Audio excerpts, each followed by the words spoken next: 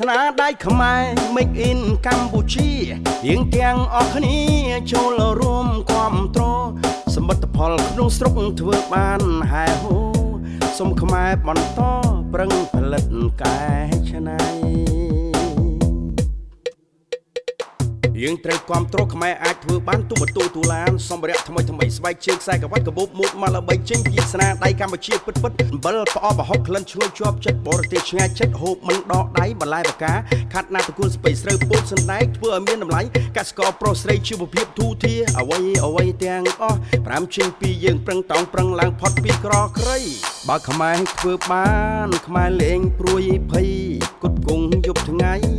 តាមដំរើការសម្ភារៈផ្ទះបាញ់ឆ្នាំងចានស្លាបព្រាច្បាស់ណាស់គ្រប់គ្នាប្រើកាន់ជាប់ដៃសម្ភារៈប្រើប្រាស់បិទបាំងជាប់ប្រាណសពុតខោអាវមនុស្សខ្វះមិនបានត្រូវការស្លៀកពាក់ល្អបាំងប្រើខ្សែក្រវ៉ាត់ស្បែកជើងខ្មែរយើងធ្វើបានជាពិសេសថ្នាំពេទ្យសក្តិផលិតញាប់ជើងញាប់ដៃគ្រប់គ្រងក្នុងស្រុកទឹកខ្មែរមានន័យឲ្យសាសដតីឃើញហើយភ្ញាក់ប្រាដោយស្រូវអង្គកសិករប្រឹងណាស់គ្រប់លំនៅឋានខំប្រឹងដាំដុះបូមទឹកដាក់ជីការពារបណ្ដាលខានប្រមូលផលបានសងគីមិនគ្រប់ម្រេចស្រូវក៏ថោកជីប្រេងក៏ថ្លៃកសិករប្រុសស្រីតូចចិត្តវាសនាខ្មែរយើងជួយខ្មែរទៅខ្មែរខ្លាំងក្លាសេដ្ឋកិច្ចទីផ្សារចរាចរណ៍រាល់ថ្ងៃយើងងាកមកដាំបន្លែធម្មជាតិគិតពីសុខភាពអ្នកហូបគ្រប់ប្រាណគ្មានជាតិគីមីអាយុ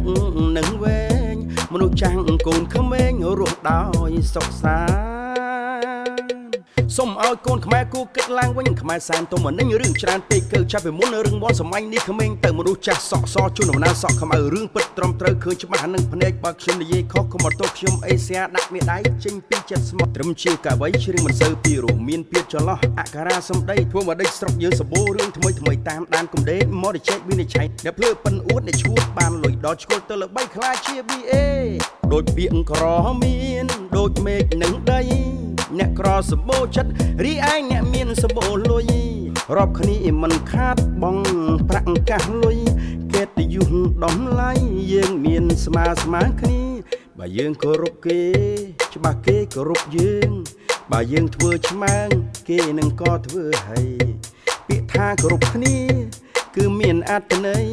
គ្រប់មនុស្សប្រុសស្រីត្រូវចេះស្រឡាញ់ឲ្យដំឡៃឃើញ